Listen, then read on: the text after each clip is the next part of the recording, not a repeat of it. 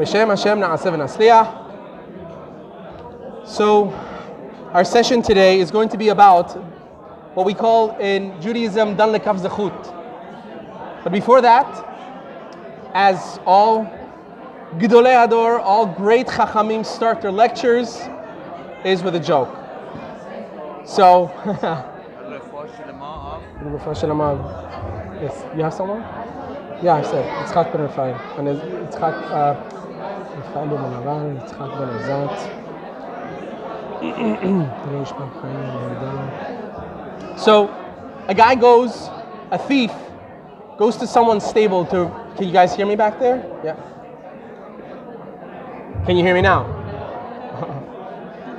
Goes to someone's stable to steal his animals. So he goes in really quick, takes the horse, goes outside, ties it to the tree, goes back in to steal the second horse. The owner walks in. So this guy's like, what do I do? He goes into the stable where the horse was, and he goes on all fours, and he just stands there.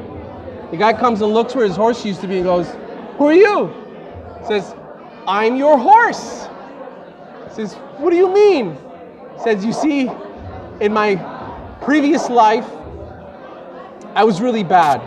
So I was reincarnated into your horse, and thank God, since you gave me so much hard work, God has forgiven me, and now I'm back into a human. Now I can go and live my life. He says, oh my gosh, I'm so happy that I was a part of this. You know, it's amazing. Go live your life. So the thief goes, bye, and he leaves. 2 days later, the guy goes to buy a horse. In the market, he sees a horse that looks really like his horse. He looks behind the ear, and he sees all the marks of his old horse. Looks at the horse in the eye and goes, 2 days. What did you do? Why did you turn back into a horse again? So, today's lecture about being dan lekav zechut. Dan comes from the Hebrew word din, which means judgment. We are commanded, we are told from the Pirkei Avot, from our Chachamim, to always judge every single Jew lekaf zechut, which means, din means judgment, kaf is a scale. The bulls in a scale, like, you know, the law, what do you call that lady that's holding up the scales for the law schools? The symbol of law. Huh? Lady Justice, right? That kind of a scale. It's got kaf, it's got 2 plates on it. So zechut means merit. Meaning, you should always kind of tip the scale for each and every one to the zechut, to give them merit. Judge them positively. That's something that our Chachamim have been very adamant about. Today, we're going to discuss why it's so important and what it actually does to a person. There was a cab driver in Israel making his last round, and he was sitting in his car. It was like 2 a.m. and he was contemplating whether he's gonna stay or, go home. Whether he's gonna do another ride, take someone else for another ride, or he's gonna go home. It's very late. He was exhausted. So he goes, I don't know. And then he sees this rabbi on the side of the road near the airport, long beard, hat. Why not? He's not a religious Jew. Pulls down the window. Those of you that have been to Israel, pulls down the window. Where are you going? He says, Yerushalayim. And he thinks to himself, it's totally out of his way. But he looks at the guy, says, you know what? Come on, let's go. So he gives this older gentleman a ride to Yerushalayim. In the cab, they start to talk, They get to Jerusalem, and the rabbi gets out of the cab, looks at the driver and says, listen, I know you probably don't get this a lot, but you look very tired, you look exhausted. I'm sure you had a very long day. Please, accept this from me. Come upstairs, let me give you some tea, drink some coffee. This is how Israel is, Am Israel, it's beautiful. Come on up, let me give you some tea, some water, whatever you want, cake. He says, no, really, you were my last one, I'm going home. I was on my way home already. He says, I know, just, look, I won't force anything upon you, just water, just tea. He says, beseda. Fine, he parks his car. He comes upstairs, the rabbi gives him some tea, some coffee, some water, some cakes, cookies. And he rests a little bit, wipes off his sweat, and he's about to leave, and the rabbi says, please, give me 1 more minute, 1 second. Rabbi goes into his room, grabs a couple of books, and he says, I want you to have these. So he goes, Rebbe, I'm sorry, I'm not religious. I'm not going to read these. I don't even know how to read them, you know? He says, I know. It's not about religion. See, I wrote these books myself. I'm the writer. And I give them to people I like as a gift. So I'm just giving it to you as a gift. You can just keep it. You'll make me feel good if you take them. So he says, fine. And he takes the books. He goes home, he gets home, and he opens the book to see who the author of the book is. And it's none other than Rav Avigdor Nebenzal, who was the chief rabbi of Yerushalayim. Very, very great person. Just from the conversation, the way he was treated by the rabbi, he decides, you know what, once in a while I'm going to read these books. He starts to read them, and little by little, he starts to find his way to Judaism, and he becomes a better Jew. Why? All because the tzaddik this rabbi was didn't judge him for his shaved head, didn't judge him for not knowing anything about Judaism. All he saw was a tired Jew. That's all he saw. Here's a Jew, a cab driver, who's been working all day. He's tired. Offer him some water. Did he bring him upstairs and say, make a bracha on the water, make mezonot on the cake? Probably not. All he said was, I want to help you out. That is how we have to see each and every Jew. Just as that. Human being. I don't care what mistakes they've made. I don't care what mistakes they're about to make, they're going to make. I'm supposed to look at that person and judge him as he is, as a good person. Every neshama is pure. We have to judge them as that, nothing more. Why? Because when we judge people favorably, something happens. Now allow me to explain. What I'm about to tell you is definitely going to change your lives for the better. It's a guarantee. It'll help you in job interviews. It'll help you on dates. It'll help you, B'ezrat Hashem, in your marriages. For a fact. We have the story of Yaakov and Esav. Jacob, our forefather, who fathered the 12 tribes, and Esav, who was his twin evil brother. And I say evil because the Torah calls him evil. He was actually evil. Now I'll discuss the difference between evil then and evil now. But Yaakov Avinu's brother was actually evil. He was not a good person. He was not looking, to help anybody out.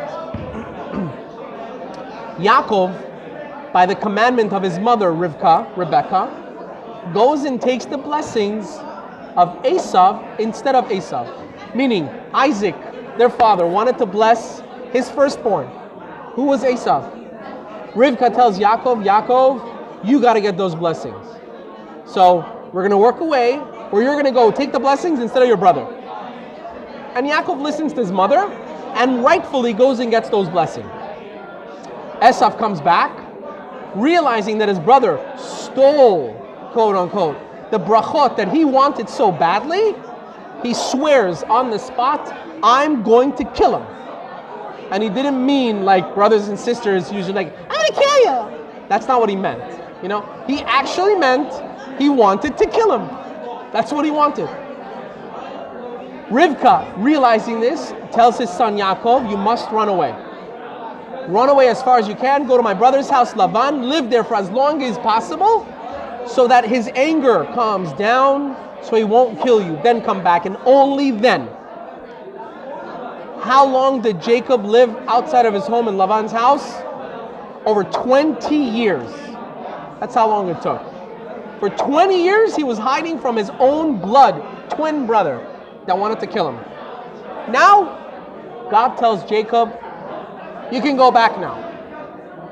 Esav wasn't over it yet. But Hashem knew that it's okay now. Yaakov begins his journey back home. What happens? Messengers come and tell Yaakov, they go, hey, listen. It's not how they talk then, but like, that's how it go down now, you know? If you had two brothers with two mafia families, you know, imagine one of the brothers like, sir. They're like, your brother coming. You know, he ain't happy either. He knows where you are, and he's coming with 400 of his peeps as he gonna get you. And he really did. He had 400 soldiers coming with him only for Yaakov, to kill Yaakov. What does Yaakov Avinu do? He starts to prepare for anything. But then the meeting happens. Esav and Yaakov meet. Yaakov meets his nemesis, his arch enemy, after 20 years, and something unbelievable happens. Esav hugs Yaakov, kisses him, and cries on his shoulder. That's what the Torah says. What just happened? You didn't prepare an entire army to go kiss your brother. If you do, seek a doctor. You don't need an army to do that. He prepared an entire army to go kill his brother, to wage war. So what changed?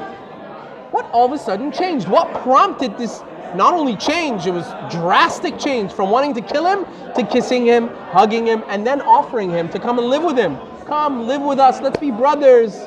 Let's live together in the same town. What changed? Our rabbis tell us something unbelievable. Remember this for life. Something Yaakov did that changed Esav dramatically. And that was, Yaakov began to concentrate on the positive attributes of his brother. You know, he's not so bad. He always respected my parents. He took care of my parents, and he actually did. The Chachamim say, Esav's respect for his parents, no one can respect their parents like Esav did. As wicked as he was, he had a lot of respect for his parents. So Yaakov said, he had a lot of respect for my parents. He took care of them while I was gone. Maybe he doesn't mean to be so bad. Maybe he had bad friends growing up. And the fact is, why does he want to kill me? Because he wanted the blessings, which means he believes in the blessings, the spiritual blessings of my father. He wants spirituality in his life. He's not so bad. He was bad. But Yaakov Avinu began to be positive about his brother in his mind and in his heart. Started judging him as positively as possible. What happens? Esav meets him and he's in love. So our rabbis tell us, you know what happens when you begin judging someone favorably? Automatically, they start liking you as well. When you judge someone, when you feel about someone in a certain way, positive or negative, they feel the same way. So, in short, that girl or that guy that you don't like, but every time you see with a smile, like, oh my God, hi, I'm so happy to see you. But really inside you're like, oh God, I hate this guy, right? He hates you too. She hates your guts. You're not fooling anybody. If you hate your in-laws, they hate you too, period. It's the greatest message, it's the greatest lesson you can learn in life. You're not fooling anyone. You know what I just did for you right now? You guys heard of the famous book by Dale Carnegie, How to Win Friends and Influence People? I just summarized the entire book for you.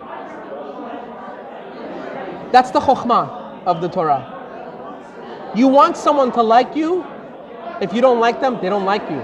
You want to go on an interview. If you don't like the boss you're interviewing with, if you have all these ill feelings toward that person, he or she feels the same way. They might not act the same way, but they definitely feel the same way. You want someone to like you, you have to bring yourself to the point of really realizing that there is positive in this person, and I have to pinpoint them, I have to find them. And that goes as far as your worst enemy. Yaakov found his worst enemy that has sworn he's going to kill him, and he was coming with an entire army to kill him.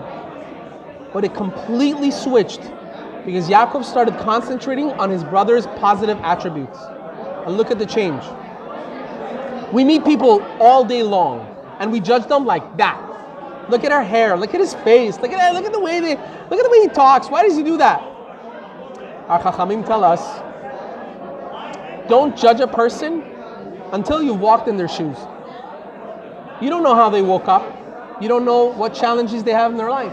You don't know how they went to bed last night. You don't know what messages they might have gotten in their daily routine from different people. What God knows if they had gotten some bad news or you never know. You don't know what goes on in anybody's minds and hearts. So when you judge them, what you're doing is you're throwing all that out as if you know the person's entire life and you're better than them. And that makes them feel the same way about you. This really helps us. Because the next time we start judging someone negatively, know in your mind they feel the same way about you. Knowing that, it'll really help you be like, oh, I don't want him not to like me. So you start thinking of positive things about that person. And you might ask, how about if the person is really bad? I know for a fact this person is really wicked. He's a rasha. He's bad. I know he does things, or she does things on purpose. They do wrong things on purpose, knowing that it's bad. We have a concept in Judaism called tinokot shenishpu. Tinokot shenishpu basically means children that have been taken as captives. This is a concept in halachic discourse in Judaism, which means there are certain things that a person does not get blamed for doing wrong. And in halakha they say, if a person, let's take the simplest example. A person as a child was taken captive, like they used to do in communist Russia. They used to take children when they were 5, 9 years old, take them to the army. Are you Russian? So do you know about this? They used to take kids when they were 10, 11 years old from families, take them to the army. And they had to be raised like an army family. A lot of times, Jewish kids would be drafted into that army. They would come back, they didn't even know they're Jewish. Some of them couldn't even find their families anymore. So you think anyone's going to expect anything from them? Why aren't you God-fearing? Why aren't you religious? Why don't you know about God? Why don't you know about Shabbat? No. Poor kid was taken from his family as a child.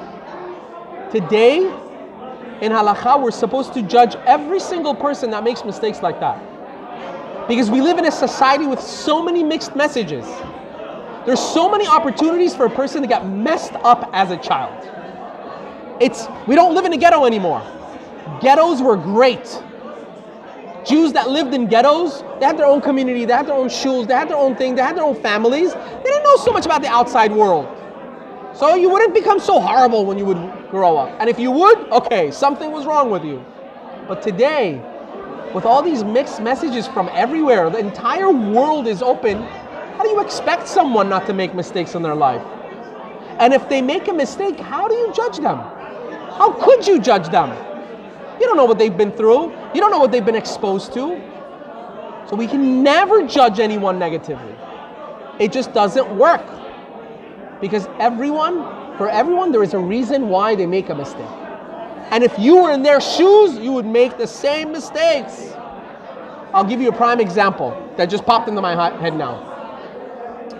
In the Gemara, there's a story in the Talmud that says one of the Chachamim was giving a class.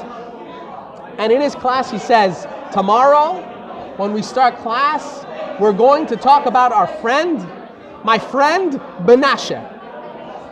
Now, his friend Menashe that he was talking about, was none other than Menashe, one of the kings of Israel. He was a very wicked king. He was not righteous at all. He murdered a lot of Jews. He killed a lot of the rabbis. He was not a good king, let's put it that way. So the rabbi was making a joke. We're going to talk about our buddy tomorrow, Menashe. That night, Menashe comes into a dream of that rabbi. And he says to him, how dare you call me your friend?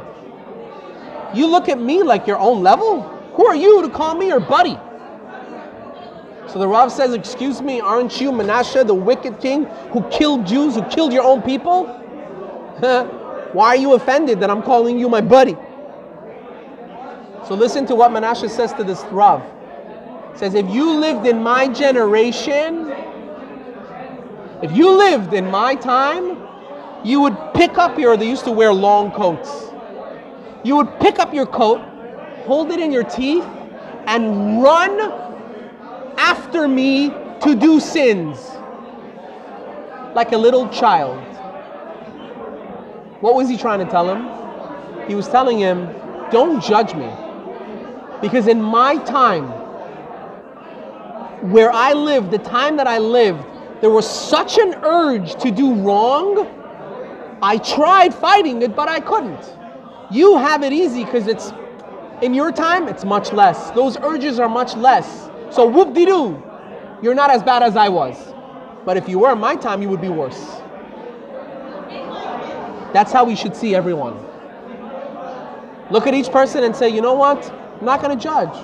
I don't know what goes on in that person's house. I don't know how they were raised. I don't know what upbringing they had. I don't know if the guy was abused by a teacher, God knows. Therefore, if we judge them, all we're doing is what? Ruining ourselves. We bring negativity upon ourselves. And that's why it is so important to judge someone favorably. Because when we judge someone negatively, we're breaking the achdut, the unity. As I said, when we judge someone favorably, it creates a bond between me and that person. Because now that I've liked them, I've invested in them. And now they're invested in me. We like each other. It brings a unity. And Jews have to be united. But when we judge someone negatively, we just broke that bond. And you're the only responsible party. So when you judge someone negatively, you just ruin two people. Not just yourself. If you're negative about somebody, if you dislike someone, you didn't just ruin that person in your eyes, you just ruined yourself in that person's eye. Because it rubs off. I don't care if you're doing it on the phone. Try it in sales. In sales, you could be on the phone, hi, how may I help you? But really, you want to hang up the phone on that person? That person feels it. They know it. They can feel the sarcasm in your heart. Guaranteed. You'll learn it in business school. Read about it. Feelings travel long distances. The other person will know you don't like them. You want to tell someone you like them? Be sincere. Because if you're not, they'll know. They'll be like, I love you too. You know? Yeah, sure. They know you're lying. And that's why it's important. So much more now in this time. In our time today, we're in the month of Elul. We're going right up to Rosh Hashanah Yom Kippur. We come up to Rosh Hashanah. What are we asking God? What do we request from God? Rosh Hashanah is the day of judgment. We're coming in front of the judge of the world. Hashem is judging every creation on earth, in the entire universe. And we come before him and go, Hashem, please judge us favorably. Judge us and give us a good life, a good year, full of parnasah, chayim tovim, money. We want all the good from Hashem, right? You know what Hashem says? Okay, you want me to judge you favorably? You want me to say that mistake you made on Tuesday, September 12th or September 11th or whatever, you want me to say that mistake was a mistake? Even though I know that you know that I know. You kind of enjoyed it. So you want me to put it underneath the pile of mistakes? All right. Let's see how you judge someone else in the same situation. Were you courteous to someone else that you found in that same situation? If you were, then just like you, I will be courteous to you. If not, then too bad. I'm learning from the best. Hashem judges us midah keneged midah, measure for measure. You want Hashem to judge you favorably? You want Hashem to be courteous towards you? You need to be courteous to His children. There's no bigger nachat. Nothing makes Hashem happier than knowing that His children get along. Nothing. Bezrat Hashem, those of you that are not parents yet, when you become parents, you know what I'm talking about. When two of your kids, even as a joke, they're fighting with each other, it hurts. When they can't get along for 2 hours, it kills you. It really hurts to see your children not getting along. That's how Hashem feels towards us. So Hashem says, you really want a favorable judgment with me? Get along with each other. Like each other. Judge each other favorably, and I'll do the same towards you. Guaranteed. I'm giving you a key here. It's a guarantee. We want forgiveness from Hashem, we must forgive. We want Him to judge us favorably, we must judge other Jews favorably. Period. I'll give you an example. Something really funny. This happened to me not too long ago. I'll change the story around. I was in a public area, and I was about to go on a trip, and I wanted to daven, I wanted to pray Arvit. And I was hoping that I can find a minyan to pray Arvit. And I saw 9 Chabad boys. It was wonderful. There were 9 boys all ready, and I was the 10th. So I went up to them and I'm like, hey, you guys want to do Arvit? They're like, let's do it. I'm like, great, you know? So I'm about to start, and I see that there was another Jewish guy, religious guy, kippah and everything, famous. I go up to him and I go, if you want, by the way, we're doing Arvit here, right now. And he's on the phone and he goes like, you know how like that finger? It's like, so I'm like, okay, fine. So I walk away. I'm waiting for him to come and join us. And he doesn't end up joining me for Arvit. In my mind, I have 2 choices. Number 1, the guy's like, you know, you can't even join us for Arvit. Look at this, he puts on a kippah and he goes in public and we're doing Arvit with a minyan. He doesn't want to join us. That's choice A. Choice B is, maybe it was an important phone call, maybe it was an emergency, maybe whatever. I don't know. 15 minutes later, he passes by me, he goes, I'm really sorry I wasn't able to join you for the minyan. I was on the phone with my son. I haven't been home in weeks. And my little boy, he wanted to tell me about his day.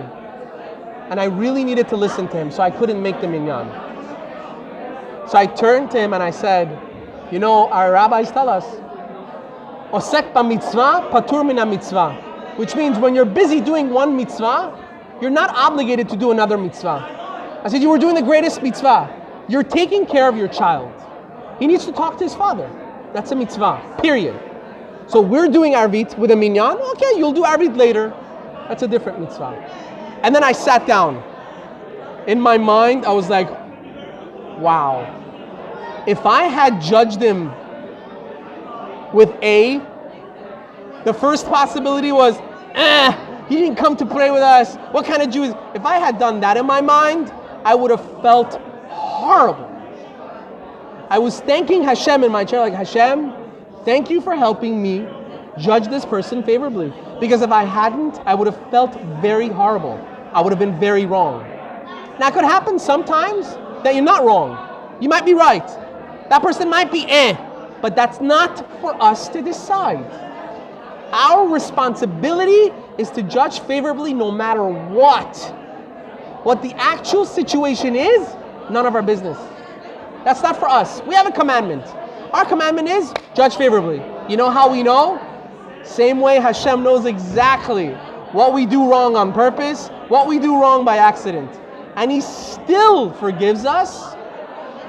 You want Hashem to be the same way always? We need to be the same way.